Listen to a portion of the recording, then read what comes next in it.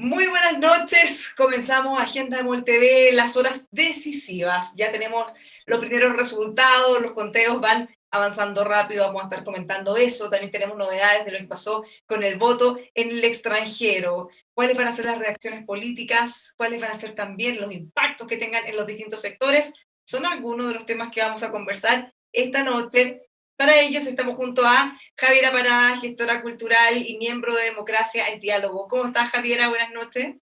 Hola, muy feliz, muy emocionada, muy esperanzada, escuchando la fiesta popular que está ocurriendo en las calles de Santiago. Creo que hoy día es un día para nuestra generación histórico, que saldamos deudas con nuestra historia y sobre todo que se abre la posibilidad de construir un Chile más justo, más libre, más democrático, y creo que eso se debe gracias a la movilización de millones, al trabajo. Así que nada, estoy muy emocionada, muy contenta y muy agradecida a todas las personas que han participado de manera ejemplar en este proceso hoy día. Muchas gracias por acompañarnos. También estamos junto a Claudio Alvarado, director ejecutivo del IES. ¿Cómo estás, Claudio? Hola Bárbara, hola Javiera, ¿qué tal? Muy buenas noches también, buenas noches a quienes nos acompañan y sí, bueno, de ahí supongo que entraremos en el detalle de las distintas aristas de lo que está ocurriendo hoy día, pero por ahora yo destacaría que es una muy buena noticia en un contexto de crisis social y en la cual el proceso constituyente fue el camino justamente propuesto por los políticos para intentar encauzar la crisis, que haya un alto apoyo a los métodos democráticos, ¿cierto? O sea, este conflicto necesitaba ser canalizado por la vía institucional y el hecho de que tengamos una alta participación ya en sí mismo creo que es una buena noticia porque da esperanza de que justamente es por esta vía, por el camino de las instituciones que se podrá encauzar esta situación. Así que eso creo que ya es muy bueno de entrada. Ahora, algo nos anticipaba Javiera cuando la presentamos. Recordemos que ella fue parte de un movimiento hace muchos años, Marca tu Voto, que, o sea, ya es algo que se venía gestando hace mucho tiempo. Por eso me imagino que para ti tiene un significado especial todo lo que ha ocurrido en esta jornada y los resultados que ya estamos poco a poco empezando a ver. Sí, o sea, mira, a mí me imagino que al igual que Claudio me ha tocado estos últimos meses ir a muchos foros, debates, conversatorios, charlas, y lo que yo me he preocupado de decir, entre otras cosas, es que esta demanda de una nueva constitución tiene 40 años. Llevamos 40 años con una constitución que fue dictada en dictadura, donde ninguno de todos estos debates que pudimos tener y participar y con muchos pudieron suceder. Y además, una constitución que responde, porque efectivamente tuvo muchas reformas, pero que no responde al Chile diverso que hoy día tenemos, al Chile con la posibilidad de desarrollo de sus regiones, con las demandas de participación de la ciudadanía, con ciertos derechos de las mujeres, bueno, de los pueblos indígenas llevamos como 200 años de atraso en eso, pero claro, efectivamente es una demanda que el desborde democrático movilizado el 18 de octubre lo pone urgencia en la agenda política por fin, pero claro, tiene una acumulación de fuerza democrática, del trabajo de mucha gente. Quisiera hoy día recordar a don Roberto Garretón, nuestro último premio de Derechos Humanos, que fue una de las personas que no cejó, no paró de trabajar en esto, en Claudio Fuentes, que también fue iniciadores de la campaña Marca tu Voto, en Fernando Atria, en tanta gente, ¿no? Entonces, claro, esto no es simplemente, o sea, es en gran medida gracias a la enorme movilización masiva de los chilenos y las chilenas de la revuelta social, pero también, como tú decías, Bárbara, es la acumulación de fuerza democrática desde hace 40 años. Bueno, estamos transmitiendo completamente en vivo. Me gustaría mostrarles hasta ahora algunos de los resultados preliminares. Estamos hablando todavía muy en forma preliminar porque están recién comenzando estos conteos. Pronto vamos a tener algún informe del CERVEL. Como pueden ver en la pantalla, la alternativa apruebo hasta el momento, insisto, con cerca de 570.000 votos, está en 77,26%. Rechazo 22,7%. ¿Qué les parecen estos resultados preliminares? ¿Creen que se pueden mantener? ¿Esperaban algo similar? ¿Cómo lo ves, Claudio? Sí, me parece que un resultado tan masivo, no solo en términos de participación, sino de apoyo a la opción del apruebo, lo primero que pone sobre la mesa es que este es un voto que no puede apropiarse ningún sector de la clase política, digamos. O sea, en Chile no tenemos ningún partido ni conglomerado que hoy día despierte esa mayoría. Y eso me parece que no es del todo sorprendente si consideramos que habían figuras públicas, liderazgos relevantes que estaban por la opción apruebo, por iniciar este camino constituyente de manera muy transversal, digamos. O sea, digamos, esto lo apoyaba la izquierda y también la centroizquierda, pero asimismo el ministro de Hacienda Ignacio Briones, el exministro del Interior Gonzalo Lumel, el ministro de Defensa Mario Desbordes. O sea, yo creo que lo primero que hay que tomar nota es que está una apuesta transversal. Los motivos por los cuales cada uno de estos actores públicos aprobaba eran diferentes entre sí y desde luego la ciudadanía también tendrá distintos motivos para apoyarlos de modo tan transversal, pero creo que ese es un primer dato que hay que poner sobre la mesa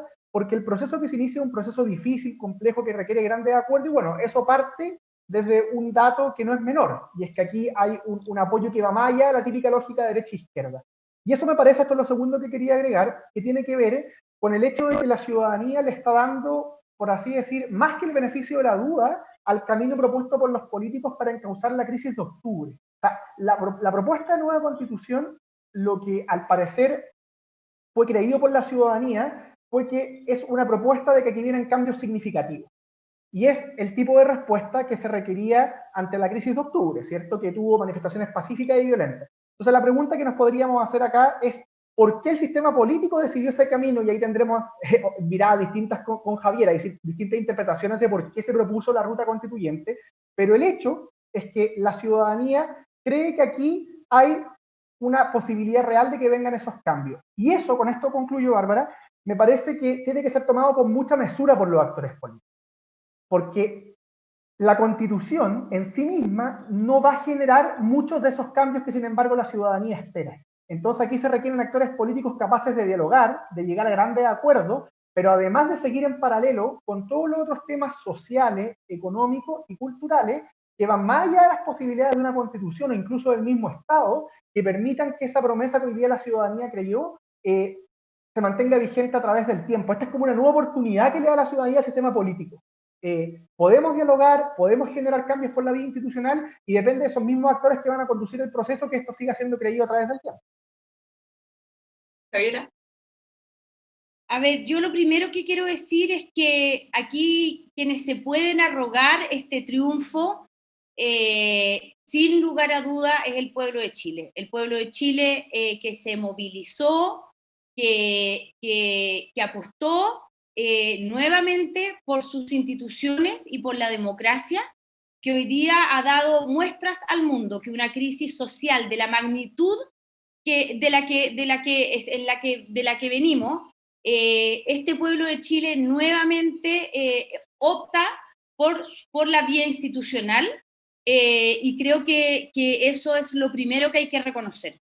En segundo lugar, creo que también, en menor medida, pero que creo que también hay que reconocerlo, quienes se pueden arrogar este triunfo son quienes estuvieron dispuestos al acuerdo político del 15 de noviembre que habilitó este camino institucional. Pagaron costos, no fue fácil, tuvieron que ceder, pero de eso se trata la política. Y creo que es muy importante que entendamos que hoy día quienes ganan y quienes han ganado somos los demócratas, somos quienes creemos que es a través de las rutas institucionales, de las reglas en la cual se procesan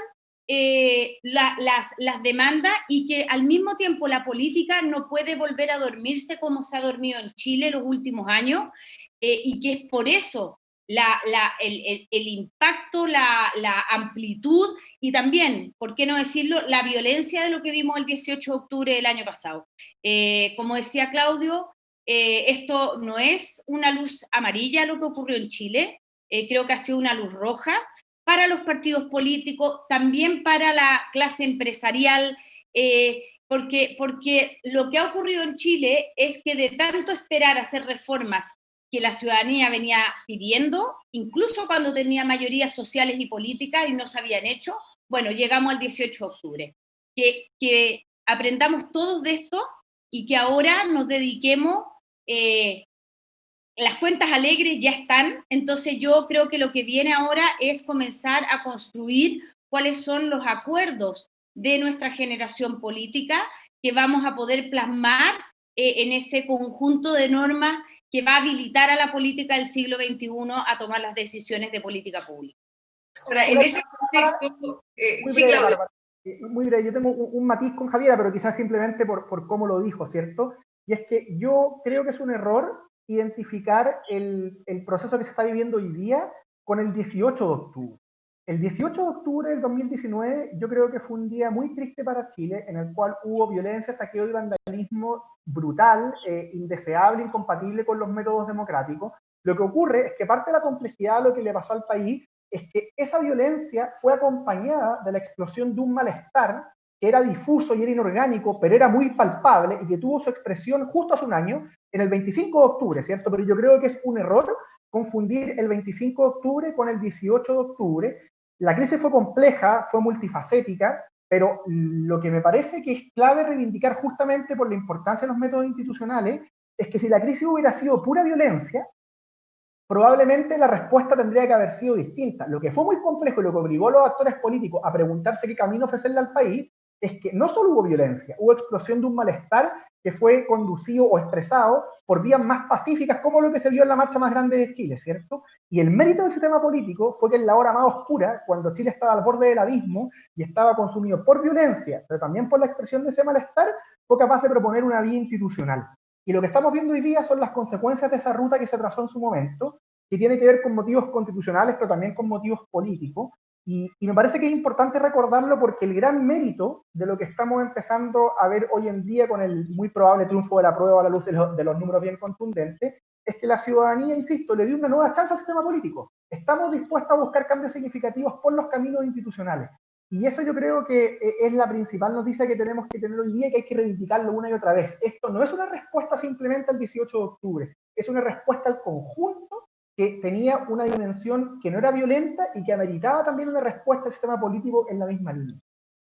Sí, pero pretender que el 25 de octubre habría ocurrido, si no hubiera ocurrido el 18, creo que es absolutamente ingenuo, o sea, es como política ficción. No se habría juntado las millones de personas que salieron a la calle el 25 si no hubiera ocurrido el 18. Y como bien sabe Claudio, yo no soy una persona que he reivindicado la violencia ni nada de eso, pero me parece mañoso volver a poner el punto ahí cuando realmente lo que tenemos hoy día es un acto profundamente democrático, profundamente pacífico, donde la gente ha estado muchas horas, los vocales, los apoderados, la gente ha hecho cola, nadie ha alegado. Entonces, yo creo que hay que concentrarnos en que el sistema político le falló a sus ciudadanos. Lo que produjo eso fue un estallido que lamentablemente tuvo una parte de violencia que creo que la mayoría de los chilenos, estoy segura, porque eso es lo que dice el resultado de hoy día,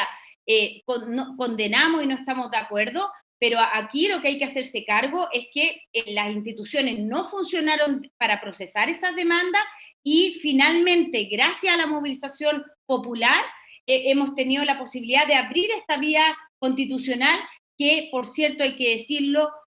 durante muchos años fue bloqueada por la derecha. Ahora, en este contexto en el que Javiera nos dice, bueno, acá ganó el pueblo, en el fondo ganamos todos, ¿qué les parece que ya se han visto de alguna manera personas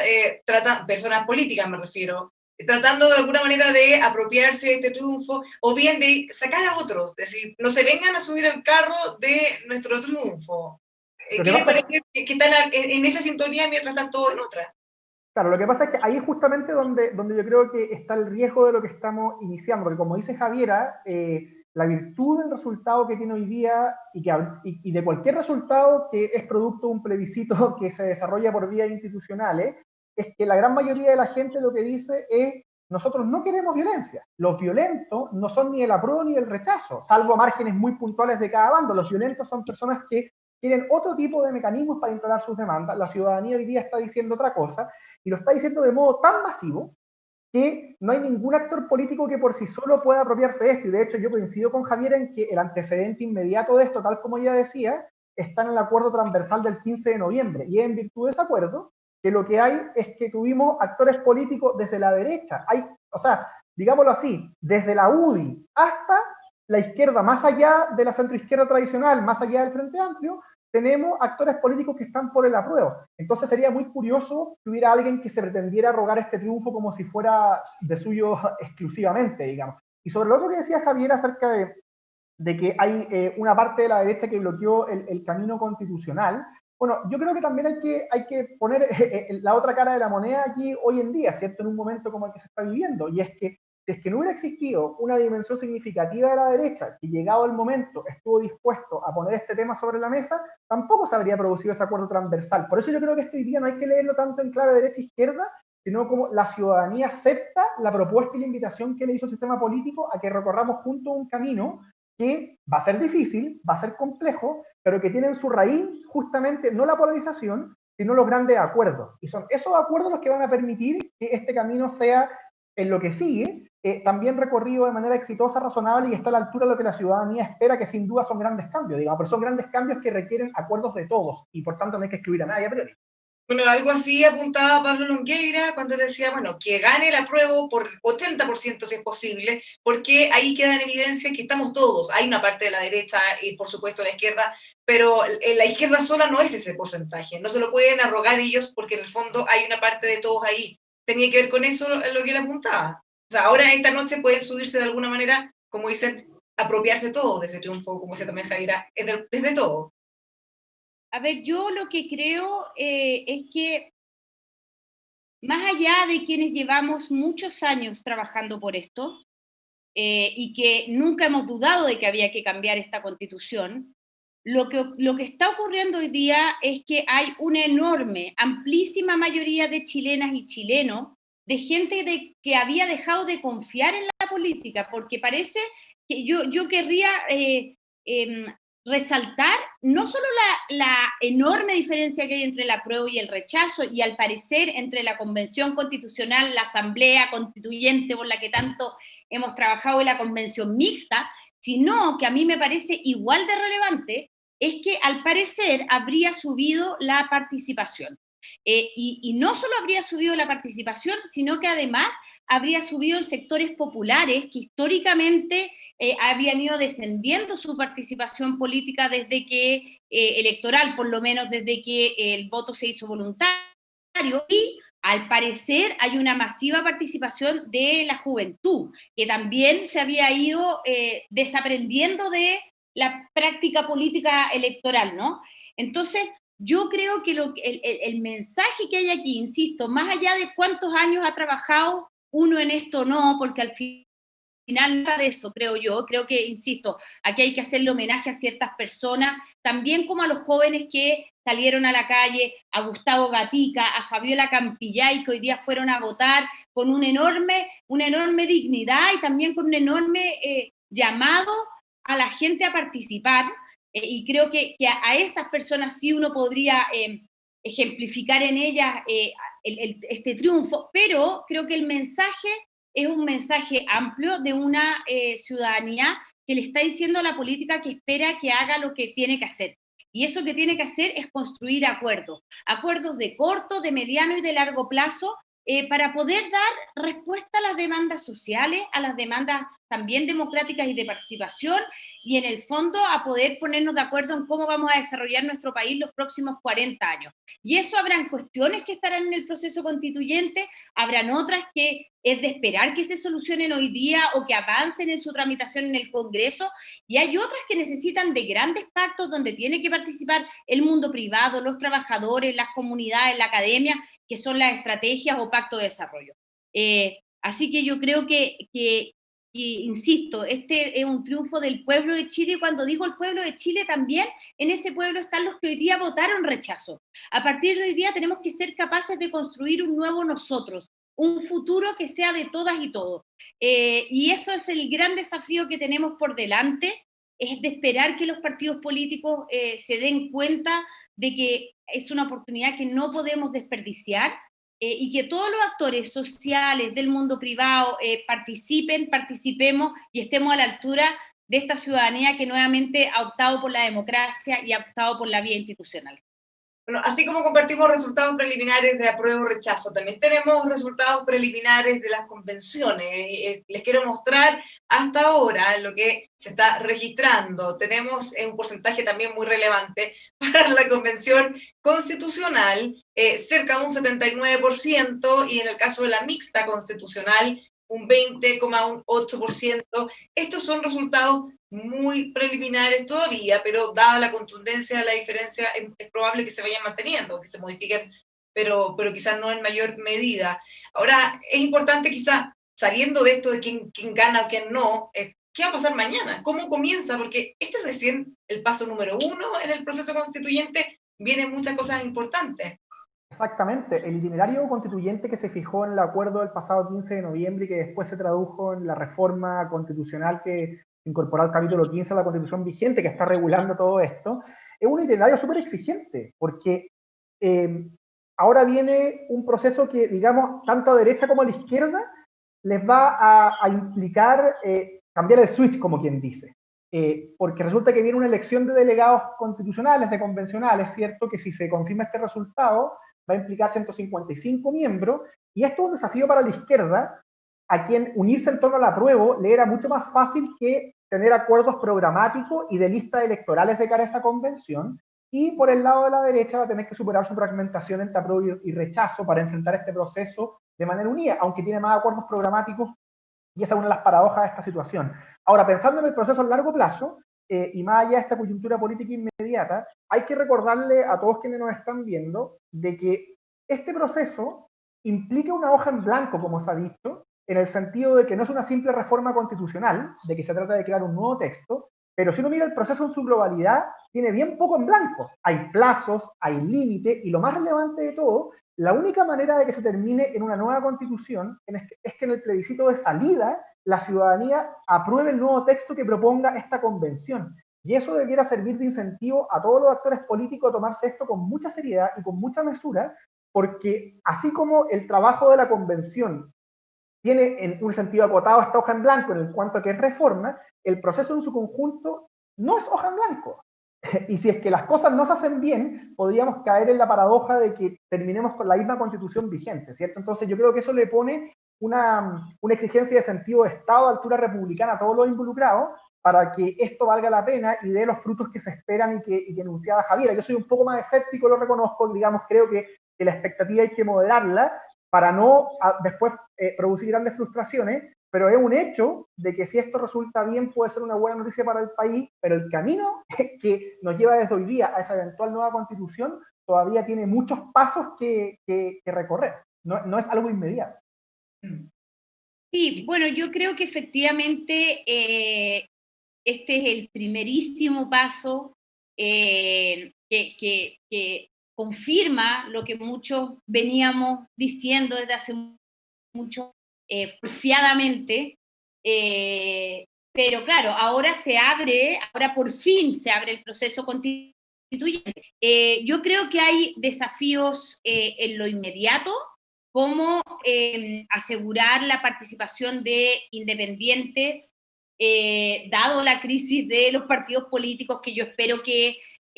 después de este proceso constituyente estén en mejor pie, porque las democracias no pueden funcionar sin partidos políticos, pero evidentemente creo que es importante que en este proceso puedan participar los independientes y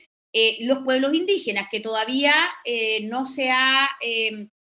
solucionado cuántos escaños van a tener.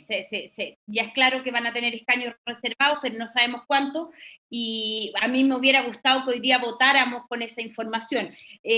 Eso es en lo súper urgente. En lo urgente, por supuesto que yo espero que la centroizquierda logre armar las listas lo más unitarias posible, y que en las listas de la centro-derecha y de la centro-izquierda vayan las mejores personas para estar en la convención, que sean diversas, que haya líderes sociales, que hayan buenos políticos también, porque creo que no vamos a tener dos oportunidades para hacer esto bien. Y creo que es muy importante que en la convención constitucional o asamblea constituyente estén personas que lleguen a esa conversación desapegada de los dogmas con los que hemos hasta acá, fuera de las trincheras, con ganas de entender las propuestas de los otros y poder construir esos 2/3 que vamos a tener que construir para cada cosa que quede en la Constitución. Para eso creo que también es muy importante, y ya no sé en qué grado de urgencia va, que comencemos también a construir el acuerdo sobre el reglamento de cómo va a funcionar la convención. Creo que es importante que de aquí a abril todos los que tengan ideas, opiniones, las puedan poner en circulación para que podamos irnos acercando a cuáles son las ideas en común que tenemos. Espero que ese reglamento contenga muchos dispositivos de participación ciudadana, porque no todos vamos a estar adentro de la convención y querremos opinar también. Y luego creo que es muy importante que, insisto, que salgamos, el proceso constituyente no es una pelea electoral, no es la pelea por un gobierno ni por un programa, y por lo tanto creo que en el año 2020, ya bien entrado el siglo XXI, tenemos que ser capaces de salir de cierta fetichización que hemos hecho de algunos términos o conceptos o contenidos y discutir realmente como cuáles son los acuerdos que tenemos. Pareciera ser que hay un acuerdo sobre que el Estado debería ser más solidario de lo que es. Luego veamos cómo se llama eso, creo yo, pero si tenemos un acuerdo de eso en relación a ciertos servicios o derechos, bueno, veamos cuál es ese ámbito y luego preocupémonos de cómo se llama, ¿no? Tenemos, pareciera ser también acuerdos en que hay que avanzar a un país más descentralizado y ver cómo eso se organiza y luego vemos cómo se llama, pero yo lo que creo que hay que comenzar a trabajar también es como cuáles son los grandes principios que deberían luego regir el articulado para que luego nos concentremos en las diferencias y en las cuestiones en las que no tenemos acuerdo. Pero primero veamos cuáles son los acuerdos que tenemos, porque yo creo que existen y no son pocos. Bueno, en estos momentos está hablando en vivo el presidente Sebastián Piñera. Algunas de las cosas que él ha mencionado es que el plebiscito es el comienzo de un camino que juntos todos debemos recorrer, todos tenemos que colaborar para que esta nueva constitución sea un marco de unidad y futuro, y también sea una constitución que proteja a los ciudadanos de los abusos y las desigualdades. Probablemente uno de los puntos en común de toda la gente que quiere hacer estos cambios. Por supuesto que la discusión va a estar después en los detalles, los objetivos y las ideas pueden ser las mismas, pero cómo se llega a eso va a ser el tema de discusión. Estaba silenciado, sí, estaba silenciado, pero ahí se salió, ¿verdad? No, decía que sin lugar a duda es bueno recordar siempre esa lógica de que el diablo está en los detalles, porque si bien este proceso, como dice Javiera, no corresponde exactamente a la discusión derecha versus izquierda y hay que apuntar a construir esos grandes acuerdos, también es cierto que van a aflorar diferencias políticas inevitables y que van a haber discusiones relevantes en las cuales la manera de que se articulen esos acuerdos va a ser justamente bajando y concretando las especificaciones de las distintas aristas, ya sea en la parte orgánica como en la cuestión más relativa a los derechos fundamentales. Ahora, aquí hay una paradoja, ¿cierto? Yo creo que es bueno también instalarla desde hoy día, y es que nuestra política lleva mucho tiempo alicaída, y en algún sentido todo esto ocurre a consecuencia de un sistema político que ha sido incapaz de procesar las demandas y los cambios de la ciudadanía. La gran paradoja es que un proceso constituyente exige más política y no menos, más disposición a acuerdo y no menos, una mejor deliberación, una capacidad de escucharnos. O sea, necesitamos en este momento muchas más condiciones de aquellas de las cuales hemos carecido en el último, yo diría, lustro, por lo menos, digamos. O sea, los últimos 5 años o más hemos estado muy entrabados en disputas que impiden arribar a grandes reformas, y hoy día necesitamos más de esas condiciones que nos han faltado. ¿Y por qué eso es importante decirlo? Porque la única manera de que tengamos para tocar los mismos temas que decía Javiera, un reglamento de la convención que sea razonable, o acuerdos respecto al tipo de Estado que queremos construir y la manera de modernizarlo y que sea eficiente y que esté a la altura de los desafíos que le pedimos, o la única manera de que tengamos un Estado descentralizado en forma, en fin, es que los actores que estén en la convención y los actores políticos que acompañan el proceso, junto con la ciudadanía que participa activamente, tengan a la vista de que este es un proceso que, por así decirlo, a nadie lo va a dejar 100% conforme y que se requiere mucha tolerancia, mucha capacidad de escucha y, por tanto, yo diría abandonar dos actitudes que son nocivas y que atentan contra ese espíritu. Hay que abandonar, por decir algo del lado derecho, el temor. Esto hay que enfrentarlo más allá de los temores, aunque pueden ser algunos fundados, y al mismo tiempo, por decir el lado izquierdo, hay que abandonar el afán refundacional, porque esto no va a ser partir todo de cero. Es imposible que un proceso constituyente rehaga el país. Y vamos a tener que navegar entre dejar esos temores, dejar esos afanes refundacionales y ir paso a paso construyendo aquello que hoy día se requiere, y esto sin duda va a ser muy desafiante y muy exigente. Bueno, el presidente Piñera sigue hablando, les cuento algo más de lo que él está mencionando. Él señaló que la noche del 12 de noviembre, esa noche de mucha violencia, extrema violencia, calificó él, propuso un triple acuerdo, entre ellas una nueva constitución, y señala también que una constitución nunca parte de cero, siempre debe recoger la herencia de las generaciones que nos antecedieron. ¿Qué les parece esa afirmación a propósito de esta discusión de cuánto se parte de cero o no? Sí, es que yo creo que eso es así y en general la gente, claro, o sea, las constituciones siempre beben de la tradición constitucional y política de las constituciones que las precedieron, ¿no? Así ha sido en Chile y así ha sido en el mundo. Entonces, yo creo que aquí, no Claudio, pero alguna otra gente ha hecho un poco caricatura de la plan. El único objetivo que tenía es que en las cuestiones que no tengamos acuerdo con los 2/3, no vamos a volver a la Constitución del 80, y eso quedará fuera de la Constitución. Ese es el objetivo de la hoja en blanco, y en ningún momento estoy segura, yo no estuve el 15 de noviembre en ese lugar donde se redactaba, pero no creo que nadie que estaba redactando ese acuerdo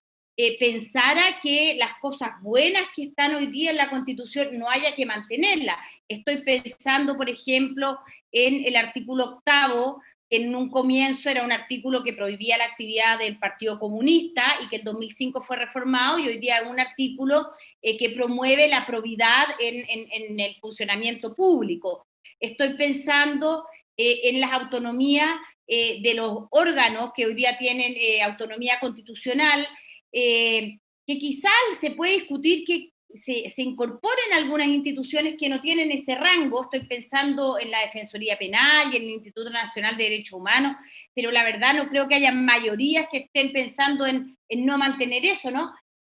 Así también con el recurso de protección. Entonces, yo creo que hay que tomar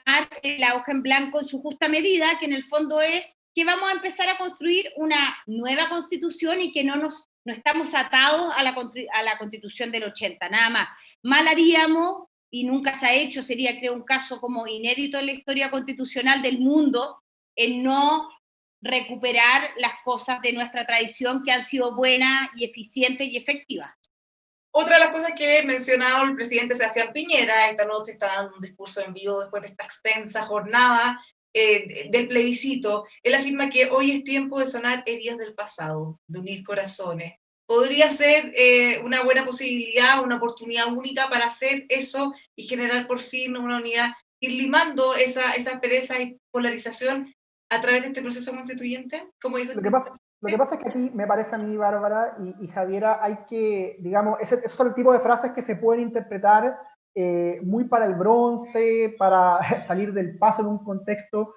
como el de hoy día, o intentar buscar un trasfondo que sea más profundo, más fidedigno. Y yo ahí creo que hay un sentido en el cual eso sí es cierto, y es que el proceso constituyente va a poner sobre la mesa muchas conversaciones. Lo que hablábamos antes, ¿cierto? Se requiere más diálogo, más capacidad de escucha, y es deliberando y conversando acerca de lo que tenemos en común que efectivamente se podrán sanar algunas, si no toda la herida. Yo me quedo mucho en esa línea con lo que decía una entrevista que hoy día fue bastante comentada, Sol Serrano, que fue una entrevista que apareció en El País y que se reprodujo en distintos medios, ¿cierto? Y ella decía, si la interpreto bien y lo recuerdo bien, que en Chile pasamos del silencio al grito, del ocaso del Chile de la transición a una incapacidad de escuchar. Y lo que se requiere ahora es la palabra, el poner por delante justamente el diálogo, la deliberación. Y claro, si somos capaces de deliberar bien, y en particular si la convención logra hacer un buen ejercicio deliberativo, ciertamente que el país, y en particular las élites políticas, van a poder sanar alguna de esas heridas. Entonces, en ese sentido, yo creo que se puede interpretar en un buen modo lo que está diciendo, según tú nos cuenta el presidente. Ahora, eso hay que ponerlo, yo creo que en el mismo elenco de temas los cuales las expectativas tienen que ser, digamos, realistas o mesuradas, porque la constitución, el proceso constituyente nos puede ayudar en esa línea, pero eso por un lado es muy exigente para los actores que participan en el debate público y por otra parte no va a ser total, sino que va a ser en la medida de lo posible, por más a veces desprestigiada que esté ese tipo de lógica, ¿cierto? La democracia no es para impacientes, decía Raymond Aron, y yo creo que hoy día también hay que recordarlo por más entusiasmo que haya, sobre todo en quienes promovieron activamente el apruebo. Javiera. No, mira, yo que he sido una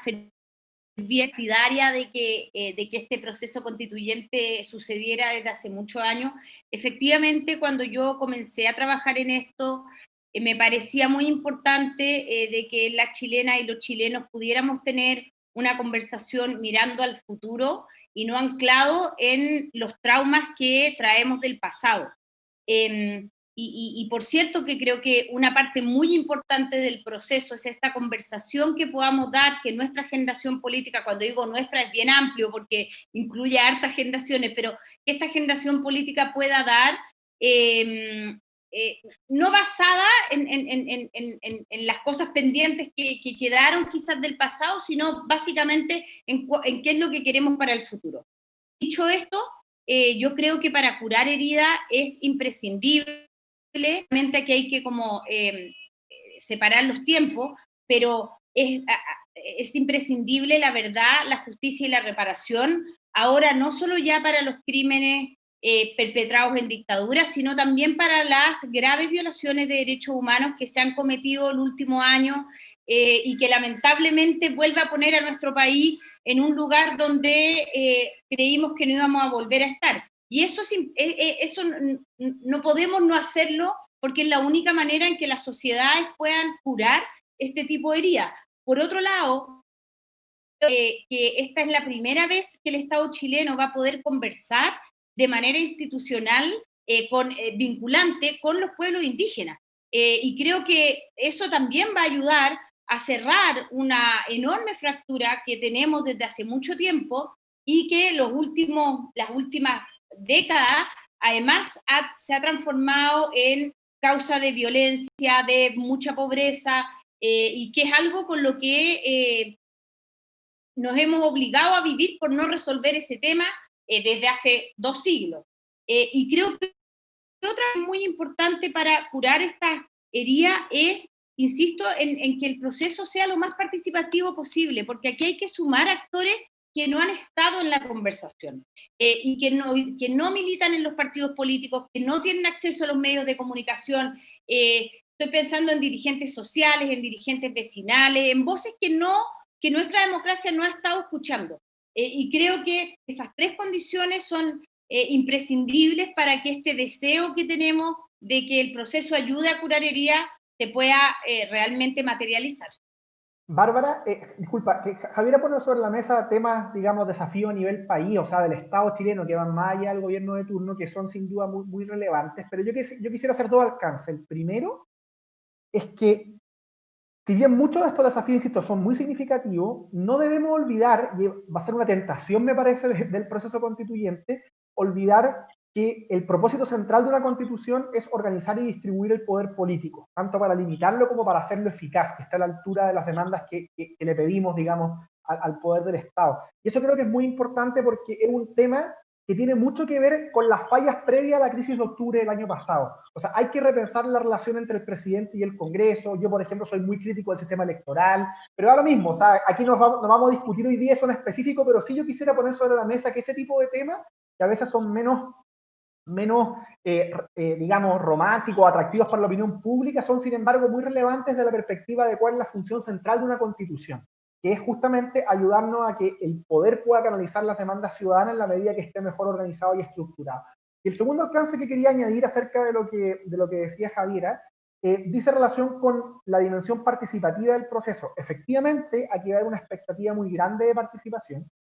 y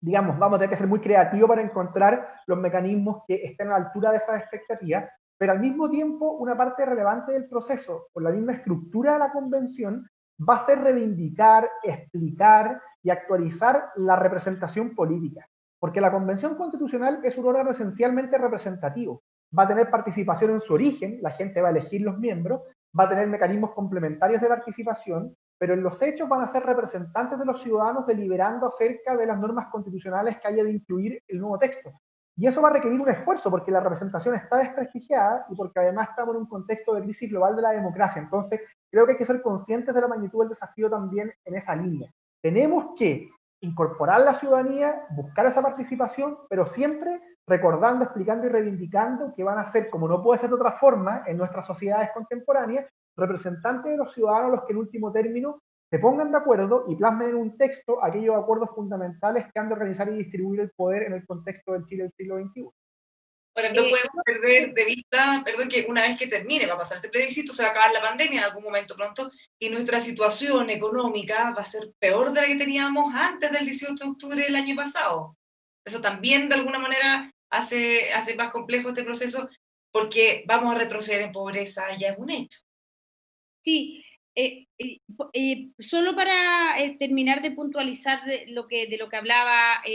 Claudio, por cierto que yo lo que dije era precisamente que esto de reparar las heridas del pasado no va a ser solo producto del proceso constituyente. Cuando hablo de verdad, justicia y reparación, aquí hay investigaciones que tienen que ser llevadas a cabo y hay responsabilidades institucionales, el Estado tiene, la reparación es una responsabilidad del Estado y tiene que ver con las responsabilidades que nosotros como país hemos adquirido en materia de derechos humanos.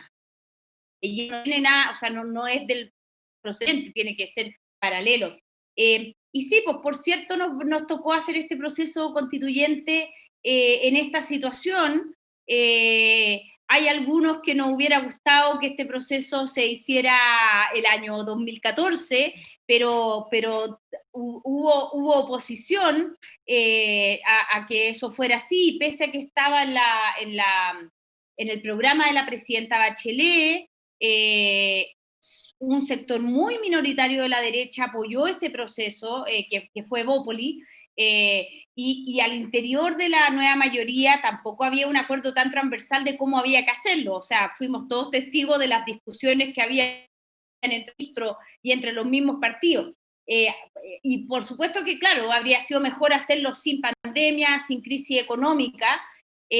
pero yo creo que lo que ha quedado en evidencia hoy es que no podemos seguir retrasando este proceso. O sea, hoy día el pueblo de Chile le ha dado un mandato a sus instituciones y eso es tener una nueva constitución. Así que tendremos que saber navegar en esta situación. Yo además quería decir, esto nos toca no solo con la peor crisis económica, social, sanitaria de los últimos 50 años o quizás más, sino que además en Chile nos toca paralelamente a un calendario electoral inédito, que no hemos tenido, creo, nunca. Y eso le va a dar incentivos a los políticos y a las políticas de a veces mezclar el calendario electoral con el proceso constituyente. Y yo creo que es muy importante que se resistan a esa tentación. Yo sé que va a ser muy difícil, pero es muy importante que logren separar este calendario súper nutrido de las discusiones que se van a dar en el proceso. Yo sé que estoy pidiendo algo que parece imposible, pero creo que mientras más cuidado tengamos en separar las dos discusiones, mejor va a resultar el proceso. A propósito de lo que dice Javier y de tu pregunta, Bárbara, yo quisiera agregar que justamente por lo recargado del calendario electoral y sobre todo por el agudo drama social y económico que tenemos producto de la pandemia y también de la crisis de octubre, es que se refuerza, me parece a mí, la importancia de especificar y cuidar el proceso constituyente. O sea, lo digo en simple, hay que avanzar en paralelo con muchas otras cosas. Al proceso constituyente no le vamos a poder pedir la solución de varios de los problemas que estamos comentando, y el desafío de la dirigencia política va a ser, me parece a mí, que el proceso constituyente, a la vez que permite la deliberación y la conversación de la que hablábamos, se enfoque en aquellas cosas que le podemos pedir a una constitución y en paralelo tener la altura y el sentido republicano para legislar, por ejemplo, por dar el ejemplo del Congreso, legislar todo aquello que se pueda en paralelo. Una tentación que me parece a mí, pensando en el bien de los ciudadanos, hay que resistir, es la lógica de suspender muchas de las aprobaciones o proyectos que estén radicados en el ámbito legislativo bajo el entendido de que después veremos una vez que tengamos nueva constitución. Eso sería muy dañino para los ciudadanos y también para la dirigencia política, porque hay muchas cosas que la ciudadanía espera que tienen que ver con los problemas actuales que no pasan directamente por la constitución o al menos temporalmente no van a poder hacerlo sencillamente. Entonces yo creo que aquí todo esto que estamos conversando le pone un desafío súper grande, no solamente a la convención, sino que también al Congreso Nacional, al Poder Ejecutivo y, en fin, a todos quienes tienen responsabilidades públicas, porque si es que no están a la altura, la posibilidad de frustrar expectativas va a ser muy grande y eso va a ser perjudicial para todos, incluido el proceso constituyente. Bueno, el próximo paso va a ser, tal como decíamos, toda la carrera justamente para una elección que para muchos es incluso más relevante que a quiénes van a componer la convención constituyente, quiénes van a tener la misión de plasmar todo lo que hemos estado hablando en un texto constitucional. Ahora, las dudas están, tal como ustedes mencionaban, van a poder unirse o no, y lo que hemos visto hasta ahora, no sé qué les parece, por ejemplo, en el caso de parte de la oposición, no habrá foto de unidad, da una cuenta una nota de Animol hace un rato, los comandos por el apruebo van a seguir separados. El Frente Amplio planeaba saludar al Partido Comunista y a Unidad Constituyente, pero ya no en una foto común, sino que manteniendo las distancias. ¿Qué les parece? ¿Una buena señal o no significa nada? Mira, yo creo que la unidad no se puede construir porque hay que hacer una foto. ¿Ah? Yo creo que la unidad de las fuerzas políticas es una construcción en torno a ciertos contenidos y por lo tanto la verdad es que lo que hay en la oposición, hay varias oposiciones y a mí me parece que es mejor visibilizar eso, no hay diversidad, esa diversidad se respete más que hacer como que existe una unidad que de verdad no es una unidad real y de propósito. Yo creo que parte de los problemas del gobierno de la nueva mayoría es que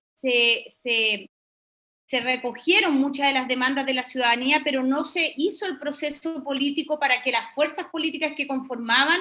esa coalición pudieran procesar de buena manera esas demandas con las que llegaron al gobierno. Entonces yo creo que a veces apurarse en construir la unidad no es un buen camino. Sin embargo, insisto, creo que es importante de que aquí comencemos a conversar de contenido, porque yo creo que hay contenidos que van a ser más transversales y que a veces van a estar en espacios distintos a cómo está hoy día dibujada la política.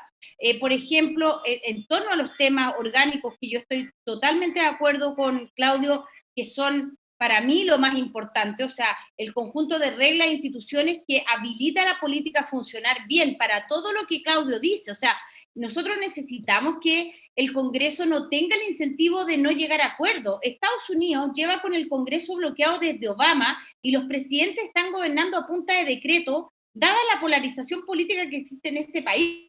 Y Chile llevamos varios años y varios gobiernos viendo los problemas de gobernabilidad que tienen los gobiernos, entre otras cosas, yo creo, por los problemas de cómo se ha ido reformando la Constitución en la parte institucional y que ha ido poniendo los incentivos a bloquear la política más que hacerla que avance. Entonces yo creo que, por ejemplo, en los contenidos de la parte orgánica hay opiniones sobre cómo debería equipararse o hacer que el Congreso converse más con el Poder Ejecutivo,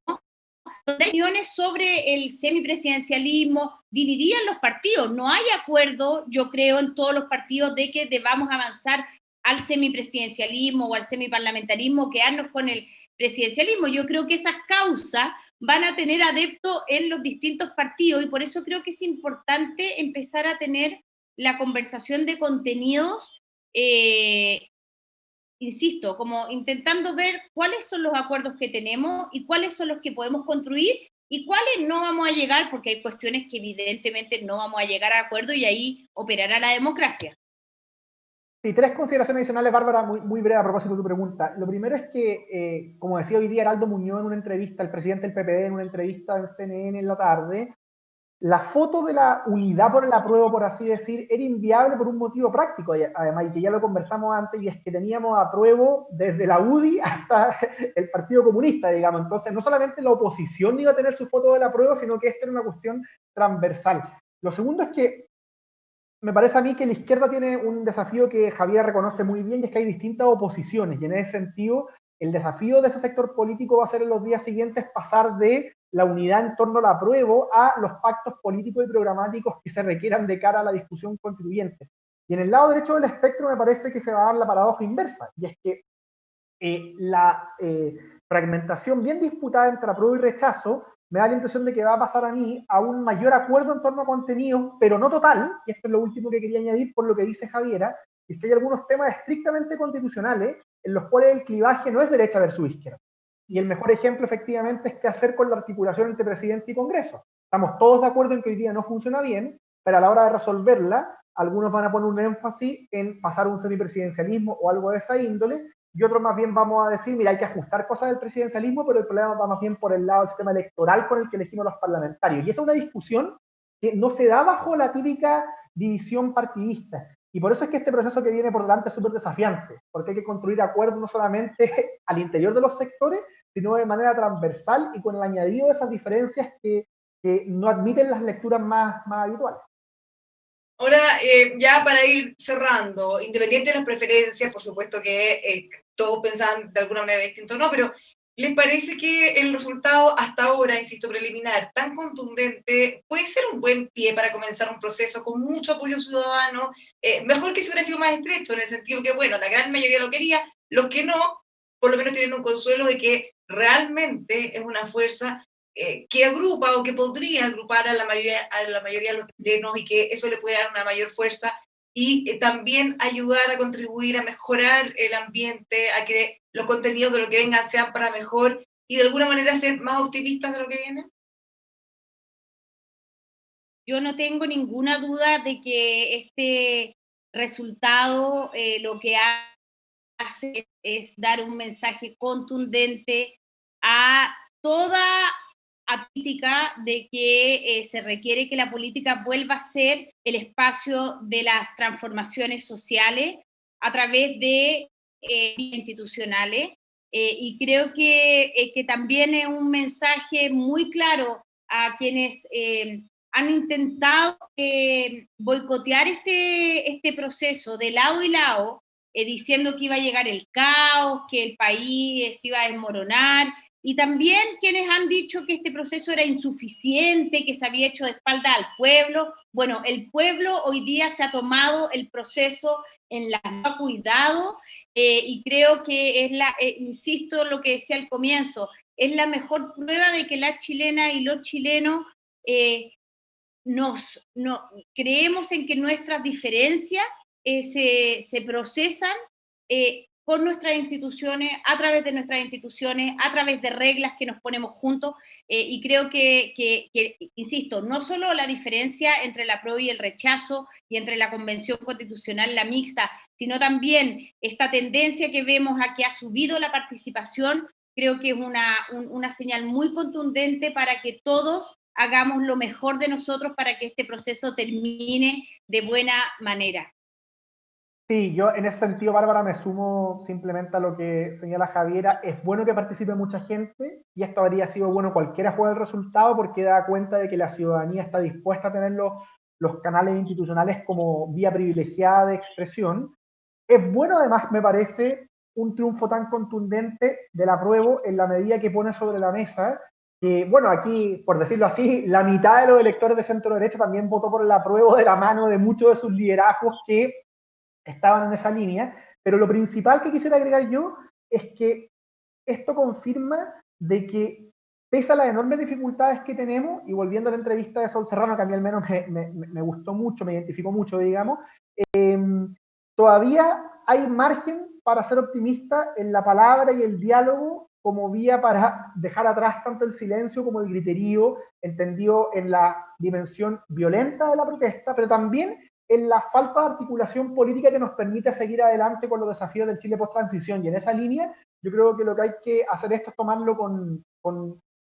diríamos, con la mesura o la confianza propia de quien considera que la democracia es un buen régimen para progresar nuestras diferencias. Y eso, frente a los momentos de más angustia que vivimos en noviembre del año pasado, como también frente a la desconfianza de los últimos años en la política, es sin duda un buen pie para iniciar este proceso.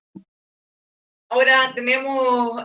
nuevos cómputos hasta ahora, con el casi 54% de las mesas escrutadas, el apruebo 77,9%, rechazo 21,02%, o sea, ya más o menos está clarísima la tendencia. Ahora, la participación, según esa cifra, debería estar rondando el 50%, todavía no tenemos mucha claridad con eso, va a quedar los análisis posteriores. Claro, pero fíjate, Bárbara, que yo no estoy, creo que con Javier vamos a estar plenamente de acuerdo en llegar al 50% en contexto de pandemia, una cuestión bien independiente, insisto, de cualquiera sea el resultado, aunque ya está bien claro, el hecho de que participe el 50% de la población en estas circunstancias es bien notable. Además, creo que todos conocemos personas que dejaron de participar por las circunstancias actuales. Yo le contaba como anécdota a algunos amigos, mi mamá ha votado toda su vida, digamos, y no fue a votar ahora, en parte influida por la pandemia, probablemente esta participación habría sido mayor en otras circunstancias, y en ese sentido creo que esa es la principal noticia del día, junto con el contundente triunfo de las dos opciones. Yo, dicho sea de paso, en fin, soy más escéptico que Javiera, pero también en ambas papeletas voté por esa opción triunfadora, así que esto confirma que es una cuestión transversal y que no admite el típico clivaje derecha-izquierda. Muchísimas gracias, Javiera. Muchísimas gracias también, Claudio, por habernos acompañado esta noche. La invitación está hecha. Nosotros estamos haciendo un esfuerzo bien grande hace tiempo por profundizar en los contenidos, un espacio con apertura, un espacio con altura de miras donde podamos juntarnos todos, discutir con argumentos y así ir abriendo los caminos de lo que se puede venir en este proceso constituyente. Por supuesto, desde mañana con más fuerza que nunca vamos a estar trabajando en eso. Ustedes que han invitado, al igual como todos nos están viendo esta noche en EMOL TV. Muchas gracias.